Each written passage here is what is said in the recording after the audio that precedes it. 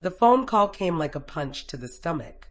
It was a Wednesday afternoon, and I had just finished my lunch in the quiet of my kitchen, the same kitchen where I had spent countless hours preparing meals for my family.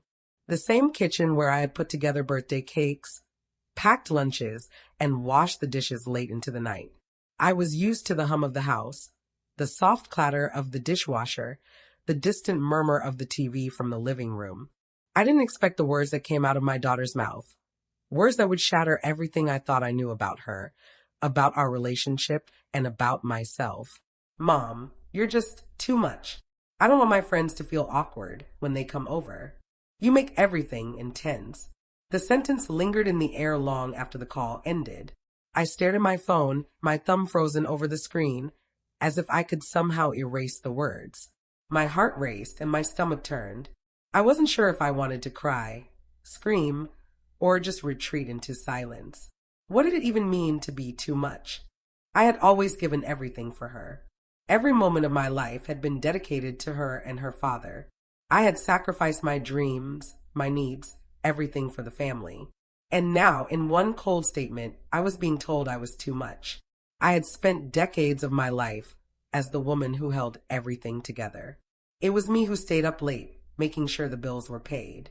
It was me who put on a brave face when things weren't going well, who made sure the kids had what they needed, even when there was nothing left for myself. The first time I heard her laughter fill the house, I knew that this was it, my life's purpose. But as the years went by, it became increasingly clear that something had changed. I didn't know when exactly it happened, but somewhere along the way, my role in the family shifted. It was subtle at first, just small things, fewer visits, a bit more distance between us. I convinced myself it was normal. Kids grow up, they make their own lives. But what I didn't see coming was the moment when I would become a burden. I never imagined it would happen with her. My daughter, the one I had carried and raised, the one I had fought for in ways no one would ever fully understand. As I sat there, the house feeling colder than it ever had before, I thought back to all the years of sacrifice. The long days when I worked 2 jobs to pay for her extracurriculars. The nights I stayed up with a feverish child, my own body aching but my heart full of love for her. I gave everything, and yet here I was, discarded in favor of something more comfortable, more normal, a life where I wasn't in the way. The phone call replayed in my head over and over again. Too much. I couldn't help but think back to the years when I had held everything together. When my husband had been too ill to work, it was me who carried the weight, who kept our world from falling apart. And even after he was gone, it was me. I kept the house running, I kept the memories alive, and I kept her dreams intact. But now, as I stood in the kitchen, I realized I was no longer a part of the picture. The family I had sacrificed for was slipping away, piece by piece. The harsh words hung in the air like smoke, suffocating me, and for a moment I thought I might collapse right there in the kitchen. How could she say that to me? How could she, after everything, decide I was too much? I had always known she had grown up, that she had her own life now. I understood that, of course, but this felt different.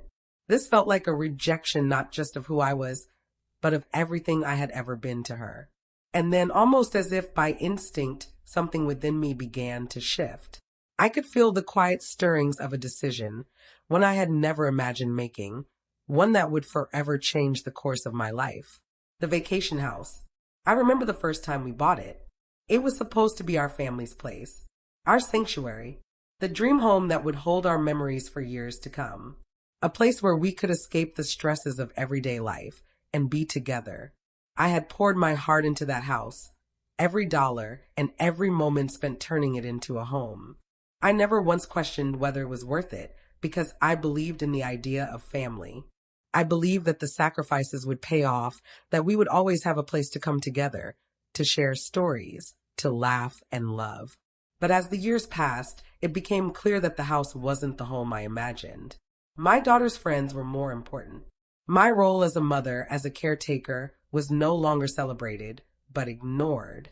What had started as a beautiful dream, a legacy, now felt like a weight, a symbol of all the things I had given up, only to be cast aside. And in that moment, sitting in the quiet of the kitchen, I made a decision that would reverberate through every part of my life. I would sell the vacation house. I wasn't sure if it was the right decision, but I knew it was mine to make. For the first time in years, I wasn't doing this for anyone else.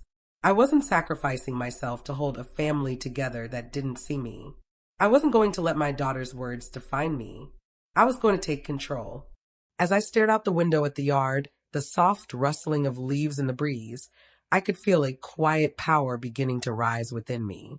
I wasn't just going to be the person who kept the family afloat anymore. I was going to be something else, something more. I was going to take back my life. For as long as I could remember, my life had been a series of small sacrifices, each one adding another layer to the weight I carried. I never questioned it. It was just what mothers did. We give until there's nothing left to give, and we don't expect anything in return. The love, the sacrifices, they were just part of the job description. But somewhere along the way, I forgot who I was in the process. I had built my life around them, around her, around my family, and for years, that felt like enough. I often think back to when I first became a mother. I was young, scared, but filled with love and hope for the future. I had dreams back then, things I wanted to accomplish for myself. But once she was born, all of that faded into the background. There was no time for me anymore. It was all about her. I remember the sleepless nights when she was a baby, waking every few hours, crying for attention. I was there for every single one of them. And the school years followed in much the same way. Every project, every play, every scraped knee, I was there. I made lunches and dinners, cleaned the house, helped with homework, drove to practices, and sat through long parent-teacher conferences. I didn't mind. I loved it, or at least I convinced myself I did. It wasn't always easy. I worked long hours as a nurse to pay the bills, doing double shifts when I could. There were days when I would fall asleep standing up, my body exhausted, but my heart filled with the warmth of her love. Or, so I told myself.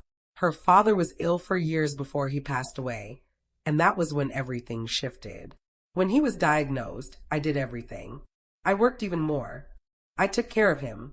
I stayed up late to make sure the house was running smoothly. It wasn't just the bills, the chores, the meals. It was also the emotional work. It was being there to comfort him, even when I was falling apart myself. When he passed, I thought I would finally have time to breathe. But then came the quiet, the silence. The days stretched long and lonely. The sadness didn't go away. But there was also something else that started creeping in. Resentment. I was alone now. Truly alone. My daughter, the one I had built everything for, was growing up and moving on with her life. She no longer needed me in the same way. I don't think I realized it at first. It happened gradually, like the slow erosion of a mountain. At first, it was just little things. Less phone calls, less time spent at home, less of everything. And then, as I sat in that empty house with only the memories of the family we once were, I started to understand something I hadn't been able to admit before. I had spent my whole life making sure they had what they needed, sacrificing my own happiness, my own well-being, and in the end, it wasn't even appreciated. My daughter's friends became her priority, and I started to feel like a relic of the past. I had once been her world, and now I was just a shadow, someone she tolerated. But the hardest part was realizing that I had allowed myself to become invisible. For years, I had let my worth be tied to the roles I played. The mother, the caregiver, the provider. And as my daughter grew, those roles became less and less necessary to her. I was a woman lost in a sea of expectations, so deep I couldn't see my way out. I had given everything to this family, and in return, I had received a cold, dismissive distance. The turning point didn't happen overnight. It took time for the weight of it all to settle in my bones. It wasn't a single moment, but rather a slow accumulation of small moments where I realized I wasn't needed, that I wasn't important anymore. It wasn't just the way my daughter stopped coming home. It was the way she started dismissing me when I did see her, like I was too much, too intense. Like I was a burden on her life, not the person who had helped shape it. I remember one day when I was at her house, sitting at the kitchen table. I was telling her about something that had happened at work, a funny story about one of my patients, and I noticed her glancing at her phone. She wasn't even pretending to listen. It hit me then. I was no longer the most important thing in her life. I wasn't even in the top 5. I had become irrelevant. And I kept telling myself that it was okay, that it was just a phase, that she was just busy with her own life. After all, that's what mothers do, right? We let go. We give them the space they need to grow. But something inside me started to fracture. Something deep, like a crack in a foundation that had held up for years, now splintering under the weight of neglect. The day she said I was too much for her friends was the moment I realized how far we had drifted. It wasn't just a throwaway comment. It wasn't something that could be ignored. It was a truth that I had been trying to ignore for too long. She didn't want me around. I wasn't just being inconvenient anymore. I was unwanted. And when she told me that, I felt like everything I had worked for, everything I had sacrificed, meant nothing. I had spent so many years building a life for us, working hard to ensure she had everything she needed, and in return, I had become a nuisance. That's when I knew it was time for something to change. I couldn't keep living like this. I couldn't keep waiting for someone to see me, to appreciate the things I had done, to realize the sacrifices I had made. The truth was, I wasn't going to get that recognition from her. It wasn't coming. I had been waiting for a thank you that would never come.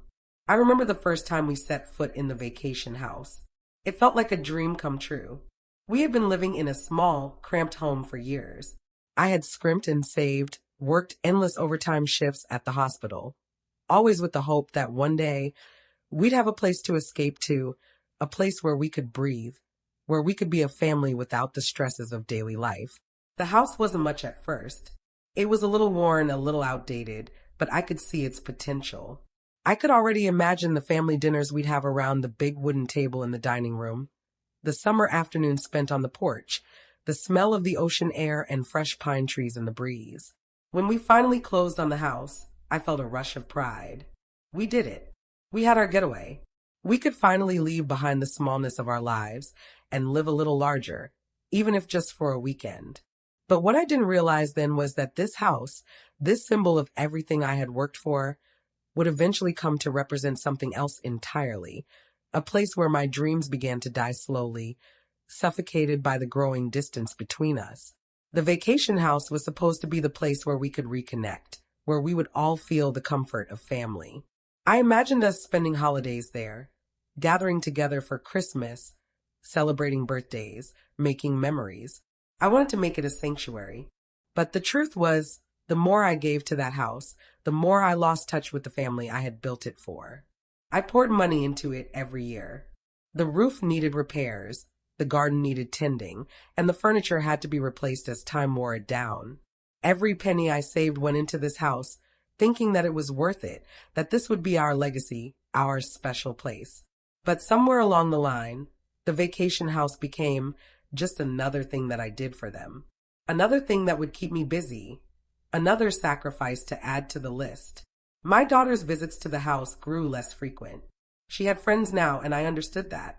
She had her own life, her own plans. But each time she came, it was more out of obligation than desire. The family meals I dreamed of were replaced by her texting on her phone, spending time with her friends in another room, or simply retreating to her room, far away from the conversations I was trying so hard to start.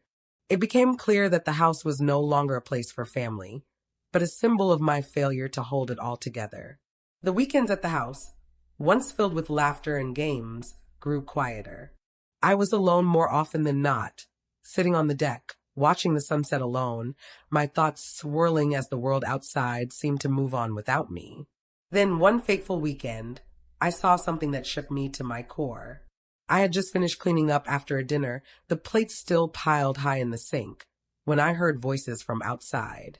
I stepped to the window, hoping to see my daughter and her friends enjoying the evening like we used to. But when I looked out, my heart sank.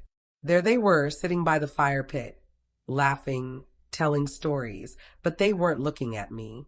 My daughter's eyes never met mine as she spoke to her friends, never acknowledging my presence. And then, in a moment that felt like a dagger to my heart, I heard her say, I don't know why my mom always invites me here. It's just so much, she makes everything so intense. Too much. The words echoed in my mind. Too much for her friends. Too much for the daughter I had given everything for. It was as if I had been reduced to a nuisance in her life, a character in the background of her story, someone who was only there to be convenient, but never truly wanted. I stood there for what felt like an eternity, staring out the window as I listened to her laughter echoing in the air. It wasn't the joy of togetherness anymore. It was the sound of rejection. My heart ached with a deep, unfamiliar emptiness. The house, this beautiful place I had sacrificed for, had become just another reminder of my own insignificance. That night, I lay in bed wide awake, staring at the ceiling, unable to stop the tears from silently falling. I had been working so hard, sacrificing so much to create something special for us, for her, and this was how it ended. The very house I had fought for, the place I had dreamed of for years, had become a cage. A place that was supposed to bring us together now only emphasized the distance between us. The house felt like a weight around my neck. Every time I stepped foot in it, I felt a little more invisible, a little more discarded. And the worst part? I realized I had been the one holding the chains. I could feel the tug inside me, that restless ache, the quiet urge to reclaim my life, my happiness. The vacation house, once a dream, now felt like a prison, locking me into a past that was no longer mine to define. I had spent so many years giving to them, to my daughter, to the family, and all I had received in return was this hollow feeling of being too much to handle, too much to love. I had been stripped of my own identity, slowly erased by the very people I had given everything to. And that's when it hit me. I couldn't keep living this way. I couldn't keep holding on to something that had never belonged to me in the first place. I looked at the vacation house the next morning, standing on the porch as the sun rose over the hills, casting a golden glow on the landscape. And for the first time in a long while, I made a decision that would change everything. I was going to sell the house. It wasn't a decision I came to lightly. The memories of those summer nights by the fire, of family gatherings, of laughter and joy, they still lingered in the air like ghosts. But those memories were just that, memories. And they weren't worth the price I was paying to hold on to them. It was time to let go. It was time to stop sacrificing myself for something that was no longer mine. I would sell the house. I would take back control of my life. I would finally stop being the woman who existed only for others. The decision to sell the vacation house wasn't just about getting rid of property. It wasn't a simple financial transaction. It felt like I was uprooting a piece of my life that had become a suffocating weight. Each brick, each room, held memories, some beautiful, some painful. But the truth was, the house had become a symbol of everything I had given up, everything I had put aside in the name of family. And the worst part? I had held on to it, convinced that it was worth the cost, that somehow the love and sacrifice would pay off. But as I stood there, staring at the worn wood of the porch where we had spent countless summer nights, I realized that I wasn't getting anything in return. I wasn't getting the gratitude I thought I deserved. I wasn't getting the love I had hoped for. It had taken years of putting everyone else first, years of quietly giving up pieces of myself, for me to finally understand that I had to stop. I had to stop sacrificing myself. I had to stop being the invisible person in my own life. I had to stop pretending that all my sacrifices, all my hard work, would eventually be appreciated. I had always thought that if I gave everything to my family, they would give something back. Maybe not in the form of grand gestures, but in simple acts of love, in moments of appreciation. I thought they would notice, but they hadn't. The house, which I had worked so hard to maintain, had become a reminder of everything that I had lost. I had poured my heart into it, but in the end, it only highlighted the emptiness in my own life. Selling it wasn't about spite. It wasn't a form of revenge. It was an act of liberation. I was finally putting myself first. For once, I wasn't going to be the one who was left behind, the one who always made sure everyone else's needs were met.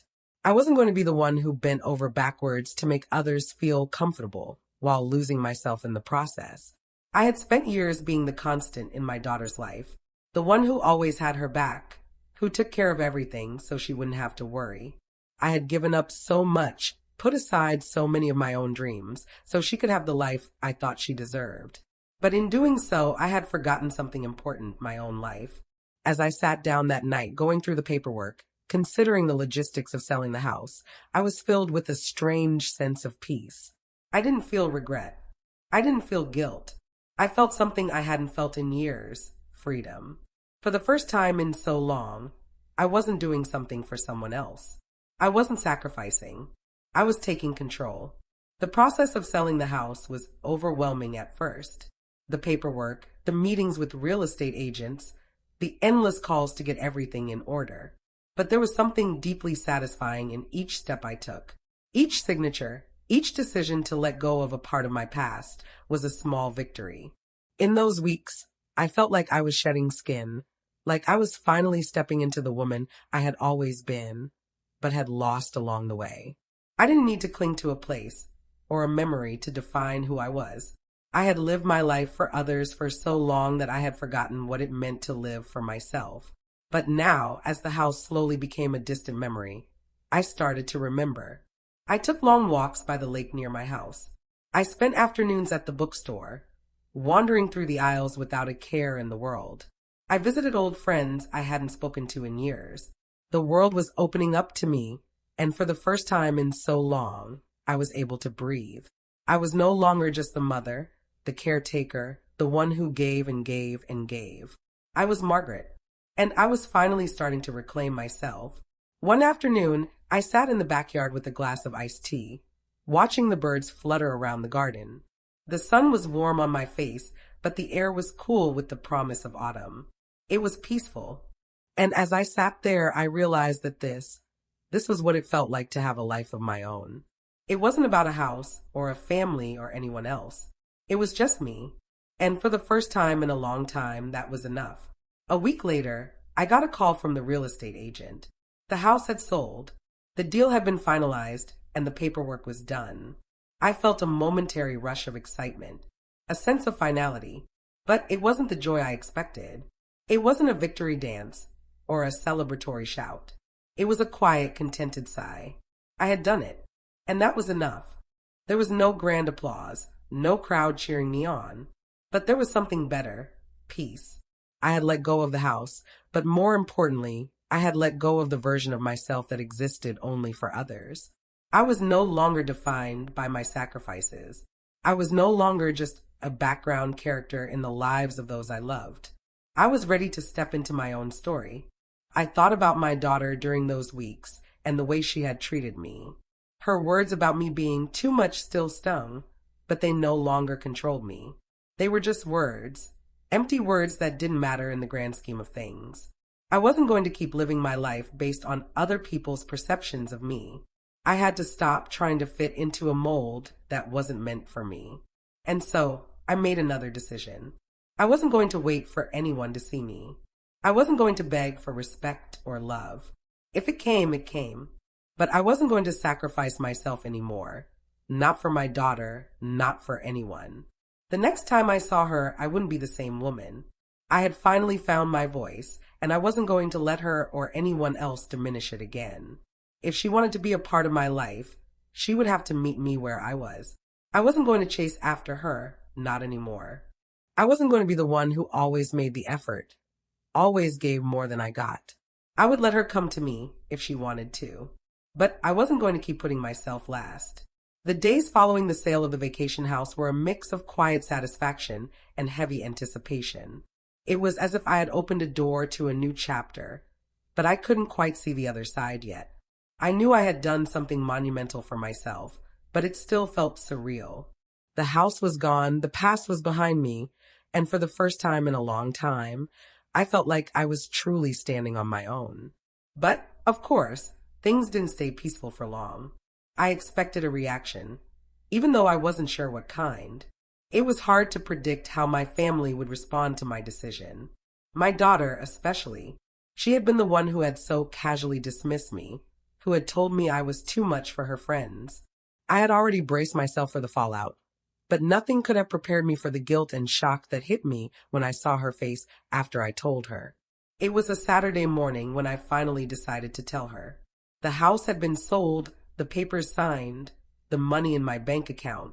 I wasn't going to hide it from her. She needed to hear it from me, not from someone else. I texted her to meet me at my house, and within the hour she was sitting across from me at the kitchen table, her arms crossed tightly over her chest. The look on her face was a mix of confusion and something I couldn't quite place. Resentment, maybe, or anger. I wasn't sure. She hadn't called me in weeks, hadn't come by to visit. She had drifted even further away in the time it took me to make my decision. And now she was sitting there, waiting for me to explain myself. I started slow, my voice calm but steady. I sold the vacation house, I said, watching her eyes widen in disbelief. She didn't respond immediately. The silence between us stretched longer than I was comfortable with. I felt my heart race in my chest, but I refused to look away. I had already made this decision. It was done. Why? She asked, her voice tight. That was ours, Mom. You just sold it. I nodded slowly, my hands folded neatly in front of me. It wasn't just a house, honey. It was a symbol of all the years I spent putting you and your father first. All the things I sacrificed. But I can't keep living like that anymore. I'm not going to be the one who keeps giving, keeps sacrificing, while no one notices or cares. It's time for me to live for myself.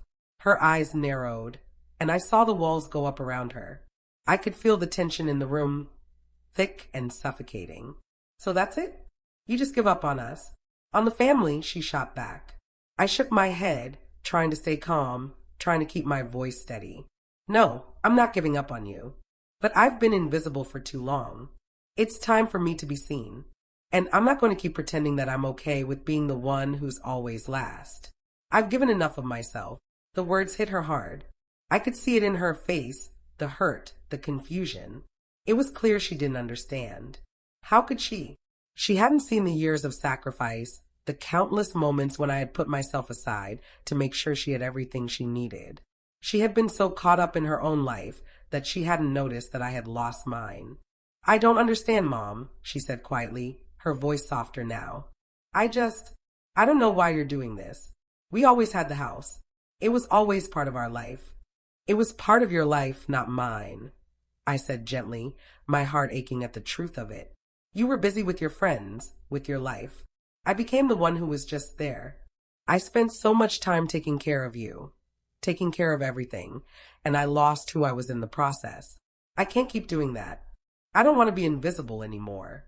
She was quiet for a long time, the weight of my words sinking in. The tension in the room was palpable, but I wasn't going to back down. I had spent too many years bending and breaking for her, for the family, without any consideration for myself. This was my moment of clarity, and I wasn't going to let guilt take it away from me. Finally, she spoke again, her voice quieter. So what now? You just leave us behind? What about the family? I felt a pang of guilt twist in my chest, but I pushed it aside. I wasn't leaving them behind. I was leaving behind the version of myself that had been constantly overlooked, constantly taken for granted. No, I said softly. I'm not leaving you behind. But I have to let go of this idea that I have to keep giving and giving until there's nothing left. I'm reclaiming my life for me, and I'm not sorry for that. She sat back in her chair, staring at me with a mixture of confusion and frustration. The words I had said seemed to have struck her in a way I hadn't expected, but it was clear she didn't fully understand. How could she? She hadn't lived my life. She hadn't seen the sacrifices I had made, the years of silence, of pushing my needs aside. But I knew one thing for sure. I wasn't going to apologize for taking back my life. The conversation ended there, with no grand epiphany, no tearful reunion. She left, her head down, her mind clearly spinning. I knew it wasn't going to be easy, that this was just the beginning of a much bigger conversation. But I also knew that I had to take this step for myself. The days that followed were filled with a sense of quiet resolve. My daughter didn't call me. She didn't check in. The silence between us was deafening.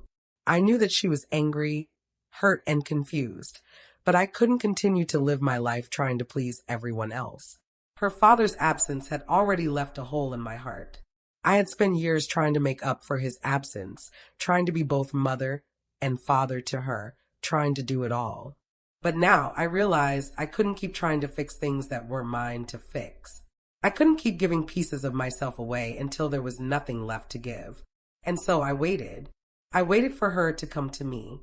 I waited for her to see me, to understand that what I had done wasn't a betrayal. It was an act of survival. In the weeks after the conversation with my daughter, I found myself in a strange kind of limbo. I was no longer living for anyone else, no longer sacrificing my happiness in the hopes that someday I'd be seen. I had stepped into a new chapter of my life, one where I finally had room to breathe, to exist for myself. But there was still the lingering ache of loss. It wasn't just the house or the years I had spent making everyone else a priority. It was the relationship with my daughter that seemed to be slipping further away.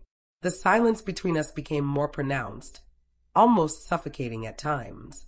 I missed her, missed the girl who used to laugh at my silly jokes, the one who would sit by my side on the couch and talk about her day, the one who used to confide in me.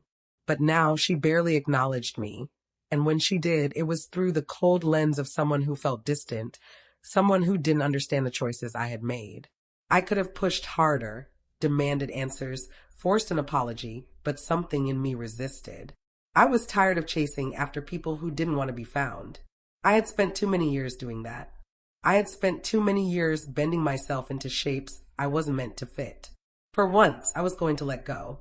And so I did. I stopped calling her every day. I stopped texting, stopped checking in.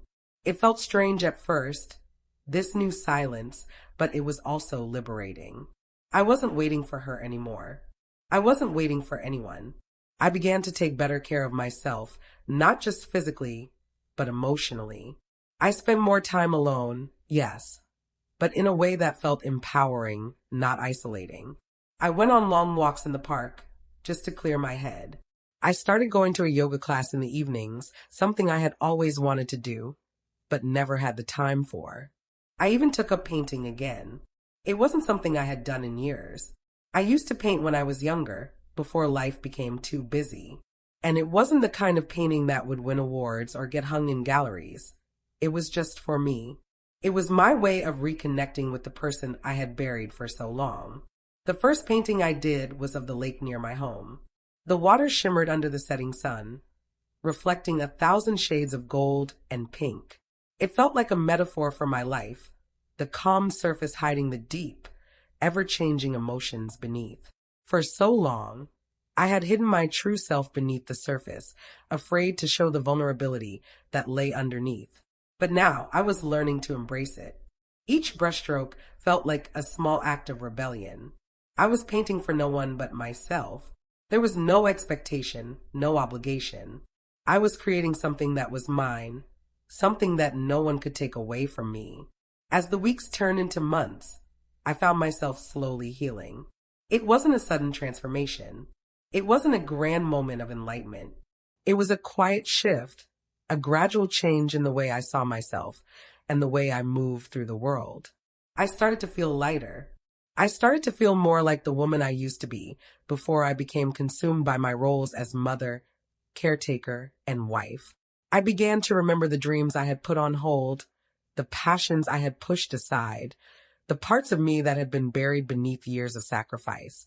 I started to say yes to things that brought me joy, things that had nothing to do with anyone else's expectations.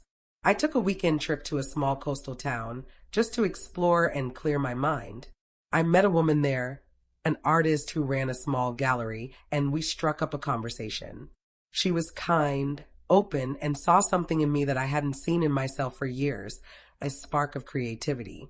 We talked for hours, and by the end of the conversation, she had invited me to submit some of my work to her gallery.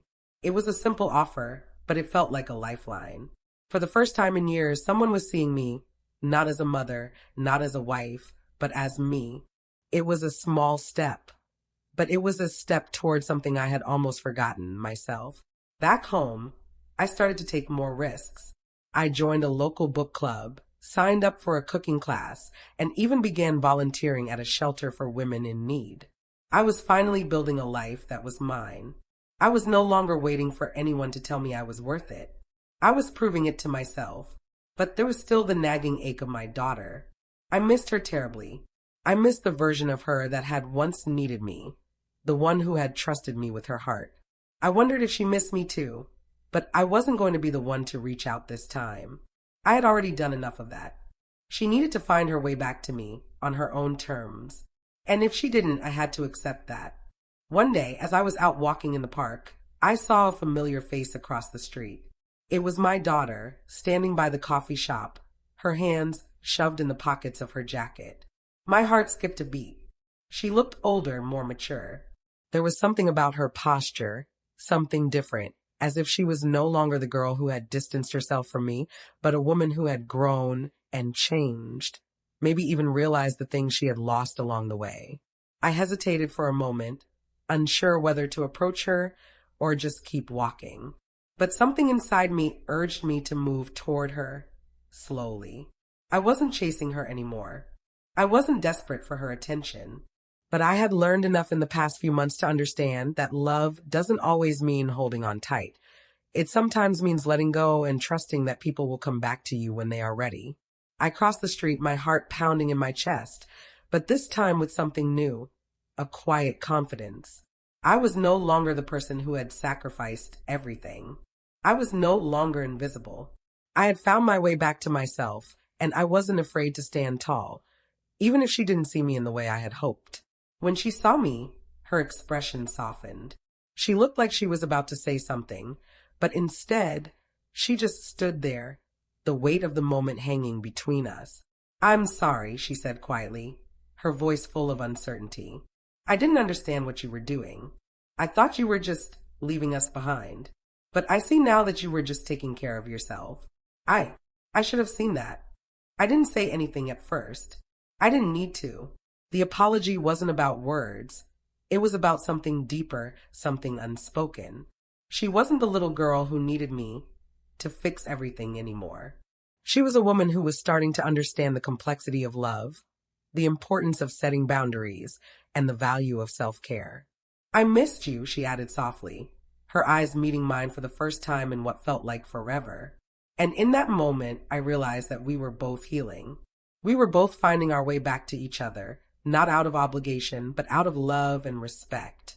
The first few months after my conversation with my daughter felt like a slow, steady rebirth. There was no grand gesture, no dramatic moment of transformation. It was, as with most things in life, a process. But I could feel myself becoming something new, something I hadn't recognized in years. I wasn't just the woman who gave everything to others anymore. I was reclaiming myself, bit by bit, day by day.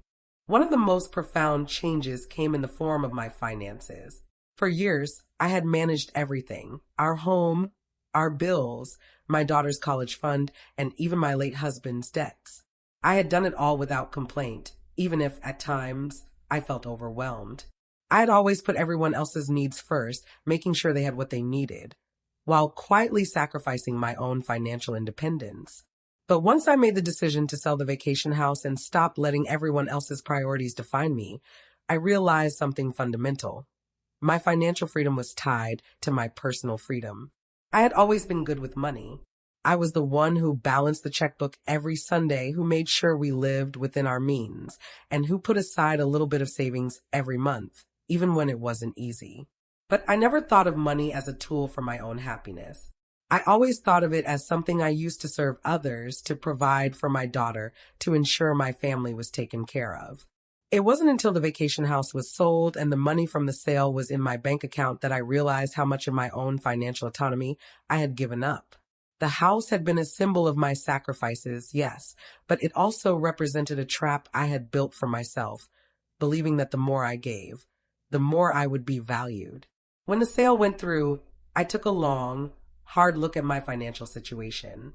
I wasn't rich. The sale of the house didn't make me wealthy, but it gave me something far more valuable: control.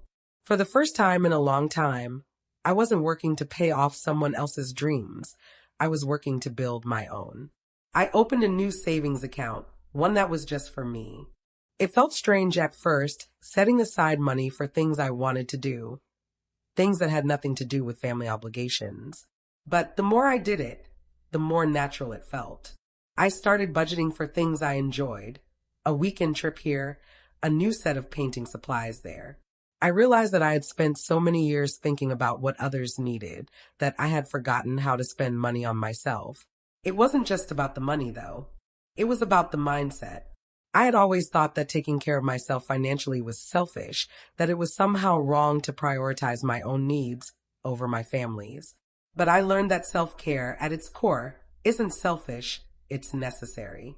By taking care of my own financial health, I was giving myself the freedom to live the life I wanted, without constantly worrying about whether I had enough to cover someone else's needs.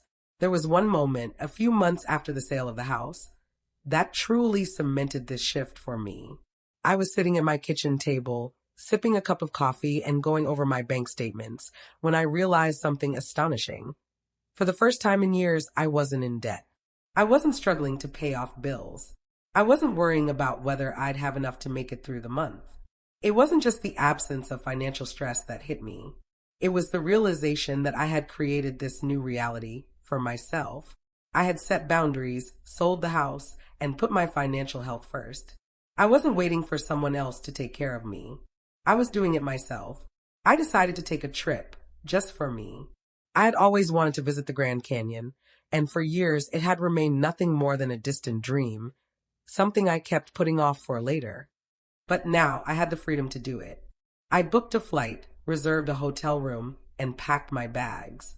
When I arrived at the Grand Canyon, I stood on the edge of the rim, gazing out over the vast expanse of rock and sky, and I felt something shift inside me. It wasn't just the beauty of the landscape that moved me. It was the realization that I had finally given myself permission to live my life for myself without apologies or guilt. I wasn't doing this for anyone else. I wasn't taking this trip to prove something. I was simply living. It felt incredible. While I was away, I received a call from my daughter. It had been a while since we had spoken at length, and I was surprised to hear from her. She was tentative at first, apologizing for how things had gone the last time we spoke, for not understanding my decision to sell the house. But this time there was something different in her voice, a kind of vulnerability, a softness I hadn't heard in a long time. She told me that she had been thinking a lot about what I had said, about the choices I had made. "I get it now, Mom," she said quietly. "I really do. I've been so wrapped up in my own world that I didn't see how much you were giving. I'm sorry." The apology wasn't immediate, nor was it perfect, but it was a start. It was the beginning of a new phase in our relationship, one where she was learning to see me not just as her mother, but as a woman with her own life, her own needs, and her own dreams. And for the first time, I realized that I wasn't waiting for anyone to validate my decisions anymore. I wasn't waiting for permission to take care of myself, to live my life fully. I had already done that. I had already taken the first step. I had made the decision to prioritize my own happiness, and that was enough. As the months passed, I continued to focus on my personal growth. I started to volunteer more, helping women in need, offering mentorship to younger women who were struggling to find their voices. I had always been the one who gave, the one who supported, but now I was learning how to receive as well. I was learning how to ask for what I needed and not feel guilty about it. I had begun to teach myself that love, in its truest form, isn't just about giving. It's also about receiving, about respecting yourself enough to take up space, to take what you need, and to stop apologizing for it. As I looked back on my journey, I saw how far I had come. I had stopped living in the shadow of my past, stopped chasing after approval from those who didn't see me. I had stepped into my own light, my own voice, and I was finally at peace with who I was. I wasn't waiting for anyone to tell me I was enough anymore. I knew that I was. It was a rainy afternoon when I received the text from my daughter. My phone buzzed as I was curled up on the couch, a warm cup of tea in hand, enjoying the quiet solitude I had so carefully crafted for myself. The message was simple, just a few words, but they hit me like a brick. "Mom, can we talk? I think I've been wrong." At first, I wasn't sure how to respond. There had been so much silence between us. After our last conversation, I had given her space, hoping that one day she'd come to understand my decisions, but I had never expected it to happen like this. It had been weeks since we last spoke. Weeks where I had found my rhythm, where I had begun to feel whole again, and now, just as I had settled into my new life, she wanted to talk. I sat with the phone in my hands for a while, the weight of the message sinking in. I had been waiting for this, hoping for it, but now that it was here, I wasn't sure how to feel. Was she coming to apologize? Was this her way of understanding the pain she had caused? Or was this just another moment of emotional manipulation, a fleeting moment of guilt that would fade as soon as I gave her what she wanted? Still, something told me this was different. Something in me whispered that this was the moment I had been waiting for. Not just for her to apologize, but for her to grow, for her to see me not just as her mother, but as a person who had her own struggles, her own needs. I agreed to meet her the following afternoon at a small cafe near my house. It was the kind of place I had started going to in the past few months, a place where I could sit and sip coffee without feeling rushed, where I could read or simply observe the world passing by. It had become my sanctuary, and now I was going to share it with her. When I walked into the cafe the next day, I spotted her right away, sitting at a table by the window, her hands folded in front of her, staring out at the rain. She looked older, more mature, but there was a vulnerability in her expression that I hadn't seen in years. It made my heart ache. This wasn't the daughter who had pushed me away, the one who had accused me of being too much. This was a young woman who was beginning to understand the weight of the world, and perhaps the weight of her own actions. I walked over to her, and she stood up as I approached, her eyes a little red, her cheeks flushed. She didn't say anything at first. Instead, she just wrapped her arms around me. It was a brief hug, but it was enough to tell me that things had changed. "Thank you for meeting me, Mom," she said softly as she pulled back. Her voice trembled just slightly, and I could see the emotion in her eyes. I sat down across from her, my heart racing with the anticipation of what was to come. There was so much I wanted to say, but I knew this moment wasn't about me. It was about her coming to terms with the choices she had made and the things she had said to me. "I've been thinking a lot," she began, her fingers nervously tapping on the edge of her coffee cup. "I've been thinking about the house, about everything. And I realized I was wrong. I was really wrong, Mom. I didn't say anything right away. I didn't need to. She had to speak for herself, and I was willing to let her. I didn't understand what you were doing. I didn't get it. I thought you were just being difficult, that you were making everything about you," she continued, her voice wavering. "But the truth is, I didn't realize how much you'd been giving up for me, for all of us. You've spent your whole life putting us first, and I just took it for granted. I didn't see it until now." Her words were like a balm, soothing a wound I hadn't realized was still open. It wasn't just the apology. It was the understanding. She wasn't just acknowledging the mistake. She was seeing the bigger picture. She was beginning to understand what I had been trying to say for so long. That love, sacrifice, and family are not one-sided, and no one should give until there's nothing left of themselves. "I'm sorry, Mom," she whispered, her eyes filling with tears. "I was selfish. I didn't see how much I was hurting you by being so distant, by making you feel like you didn't matter. I should have appreciated everything you did for me, and I didn't. I took you for granted, and I'm really sorry." In that moment, I felt a weight lift off my chest. I didn't realize how heavy the burden of that unspoken apology had been until I heard the words. For years, I had wondered if she would ever see me for who I was, not just as her mother, not just as the one who cleaned up after her, who provided for her, but as a woman with needs, with dreams, with a life of my own. "I understand," I said, my voice steady. "I really do.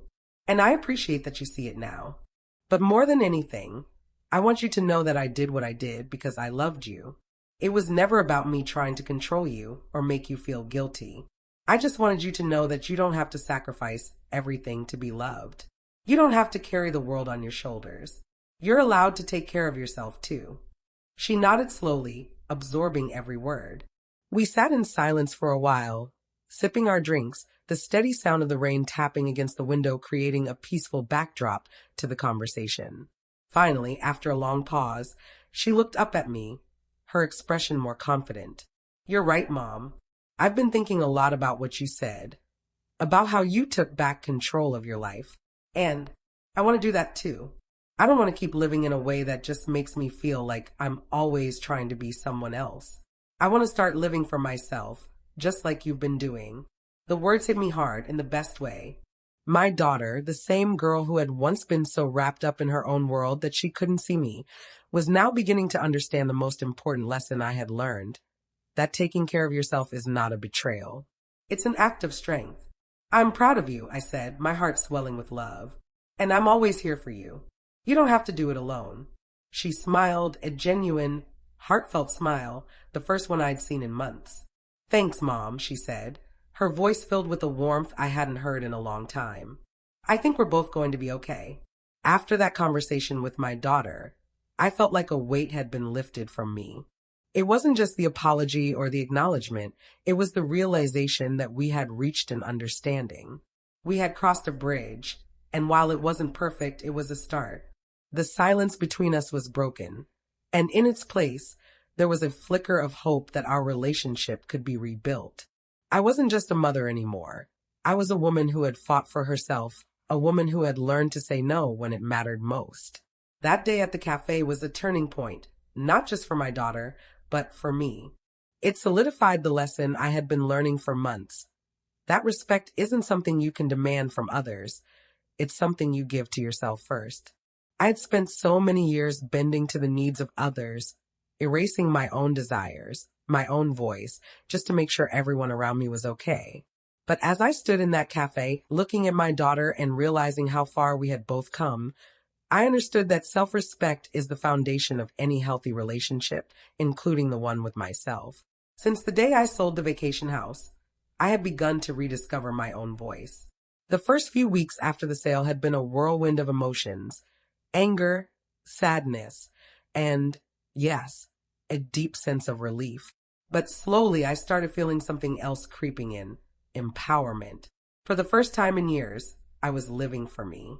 I didn't have to apologize for setting boundaries, or for taking time for myself. I didn't have to justify my decisions. I had become the person I had always been meant to be, a woman who could stand tall, a woman who didn't need anyone's validation. And that was something I had never experienced before. I had spent so much of my life making sure others felt loved and cared for, that I forgot that I, too, deserved to feel seen and heard. My relationships, especially with my daughter, had suffered because I had put everyone else's needs first. But now, I was learning that being selfless doesn't mean being invisible. You can give to others, you can love deeply, but you must first love and respect yourself. It was a few weeks after the cafe conversation that I realized just how much my life had shifted. I was no longer the woman who bent over backwards to appease everyone, who played the martyr in the name of love. No, I was standing firmly in my own space, owning my choices.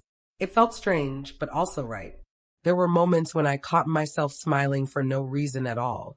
Moments when I realized that for the first time in years, I wasn't constantly running on empty. I had started making plans for myself, things I had always put off. One of the first things I did was sign up for a course I had wanted to take for years, a creative writing class. Writing had always been a passion of mine, something I used to do in my spare time before life got in the way. But now I was making time for it. I no longer felt guilty for doing something that was just for me. I could see the quiet transformation in my life as I took these small steps to prioritize my own happiness. My work-life balance improved too. I had spent years overworking, taking on extra shifts at the hospital, always saying yes to every extra responsibility. But now I found myself saying no, and it felt powerful. I wasn't saying no because I didn't care or because I was being selfish. I was saying no because I was taking care of myself. I was choosing to be present in my own life. One Saturday afternoon, I decided to visit a friend from the yoga class I had joined a few months ago. Her name was Julia, and we had quickly become close friends. She was someone who had taught me how to slow down, how to breathe, and how to appreciate the simple moments in life. We were sitting in her living room, chatting over cups of tea when the conversation turned to relationships, to the way we both had learned to set boundaries and prioritize ourselves. You know, Margaret, Julia said with a knowing smile. It's so easy to lose ourselves in the roles we play for others. We get so caught up in giving that we forget that we matter too. We think that if we're not constantly giving, we're not enough. Her words hit me like a ton of bricks. That's exactly it, I said, feeling a lump form in my throat. I spent so many years thinking that if I didn't give everything, I wouldn't be loved. I thought I had to be everything to everyone, but I never stopped to ask if I was being enough for myself. She nodded. That's the hardest lesson to learn, because you don't realize how much of yourself you've given away until you're empty. But the truth is, you can only give from a place of abundance. If you're running on fumes, you have nothing left to offer. I sat back, her words settling deep inside me. It wasn't just about taking time for myself or making financial decisions that benefited me. It was about recognizing my own worth. It was about seeing that I mattered, that I was allowed to be whole, to have dreams and desires that were separate from anyone else's. For years, I had given everything to my daughter, to my late husband, to my family. I thought it was my duty to sacrifice for them, that if I didn't, I would somehow be a failure. But now, I was learning that sacrifice doesn't mean losing yourself. It means being willing to step back and make space for your own needs, to honor yourself the way you honor others. Later that evening, after I had returned home, I sat at my desk and started writing again.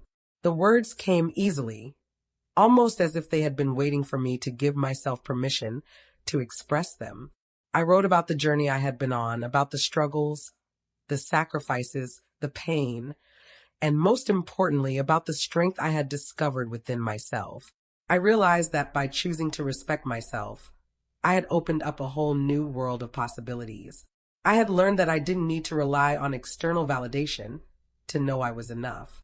I was enough simply because I existed, simply because I had the courage to choose myself, even when it felt hard. And in that moment, as the words flowed onto the page, I felt a deep sense of peace. I wasn't waiting for anyone to approve of me anymore. I wasn't waiting for anyone to tell me I was doing the right thing. I was living my life for myself, and that was all that mattered. A few months had passed since that rainy afternoon at the cafe with my daughter, and as I reflected on the journey I had made, both the painful steps and the healing moments, I couldn't help but feel a deep sense of gratitude for everything that had led me here. It wasn't a perfect story. It wasn't a fairy tale, but it was mine. It was real. And for the first time in years, I was truly at peace with where I was in life. The house, the family dynamics, the guilt, the endless sacrifices, I had let all of it go. I had chosen to walk away from the life I had built around other people's needs and instead started to rebuild my life around my own. I had spent so many years in the shadows trying to make everyone happy that I had lost sight of myself. But now, I was shining a light on who I truly was, a woman who had fought for herself, who had finally learned the power of saying no and embracing yes to the things that brought her joy. In the weeks following my conversation with my daughter, we had started to rebuild our relationship. It wasn't easy, and it certainly wasn't quick. There were still moments of tension, moments where old patterns tried to resurface, but there was something different now. There was respect. There was an understanding. And most importantly, there was space for us both to be individuals, rather than defined by roles that no longer served us. The conversations with her became more honest, more open. I didn't expect everything to be perfect.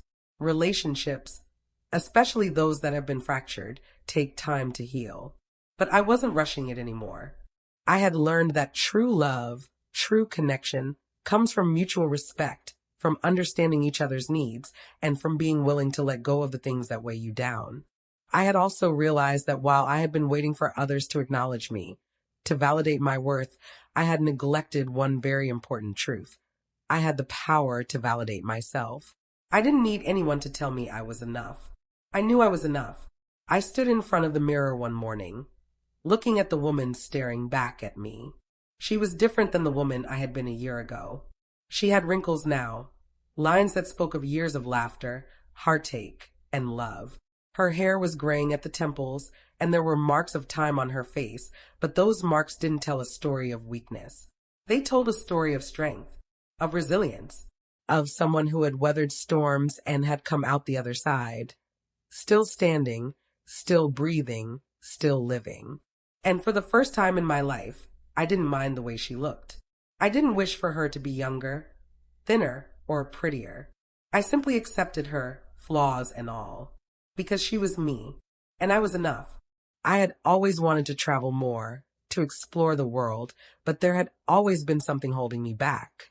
The house, the family responsibilities, the belief that I was supposed to stay home, take care of everyone else. But once I sold the vacation house and took control of my finances, I had the freedom to do what I had always wanted. I booked a trip to Europe, something I had dreamed of for years. The thought of going alone was a little daunting at first, but then it became thrilling. The idea of exploring a new city, meeting new people, seeing the world without anyone's expectations on my shoulders, it was exhilarating. When I landed in Paris, standing on the cobbled streets of Montmartre, looking at the art galleries and cafes, I realized something profound. The life I had spent decades building, one based on sacrifice, on always putting others first, had led me to this moment. But it wasn't just the moment of standing in Paris that felt like a triumph. It was the realization that I was here for me, doing something I had dreamed of for years. I wasn't just an afterthought in my own life anymore. I was the main character. The trip was everything I had hoped for and more. It was a celebration of my new life, a life that was no longer dictated by what others needed or expected from me. I wandered the streets of Paris, sat in cafes for hours with a book, and explored museums at my own pace, without rushing or trying to please anyone. And in the quiet moments, I felt a peace I had never known before. It was as if I had finally given myself permission to be. When I returned home, something had shifted inside me. I wasn't the same woman who had left. I had learned that self-care wasn't selfish. It wasn't a luxury, it was a necessity. In taking care of myself, I could be a better mother, a better friend, a better person. I had learned that it was okay to say no, that I didn't have to carry the weight of the world on my shoulders anymore. I had learned that I didn't need to apologize for my happiness, my choices, or my journey. My daughter called me a week after I returned from Europe. She sounded different this time, calmer, more centered. She asked how the trip went, and I told her all about the places I visited, the people I met, and how much I had grown. I could feel her listening, really hearing me for the first time in a long time. And as we spoke, I realized something. We were both in a better place. We were both learning how to be who we were meant to be, without apologies. "I'm proud of you, Mom," she said, her voice warm. "You've really changed. I've never seen you like this before." The words made my heart swell. I wasn't waiting for her validation anymore, but hearing it still felt like a gift. I had spent so many years trying to earn it, but now I didn't need to. I had already found it within myself. "I'm proud of you too," I said softly, my voice filled with a quiet strength. "We're both learning, and that's enough." As I continued down this path of self-discovery, I realized that the journey I had taken was far from over. Life would continue to throw challenges my way. There would be moments of doubt, of pain, of struggle, but I had learned that I could handle them. I had learned that I was stronger than I had ever given myself credit for. And above all, I had learned that my worth was not determined by the sacrifices I made for others, but by the love I had for myself. That love, the respect, the care, the understanding, was the foundation for everything else in my life. I wasn't going to let anyone erase me again. I wasn't going to let anyone define my worth except for me. I was finally free to be the woman I had always been inside, strong, confident, and unapologetically me. And for the first time in my life, I was enough.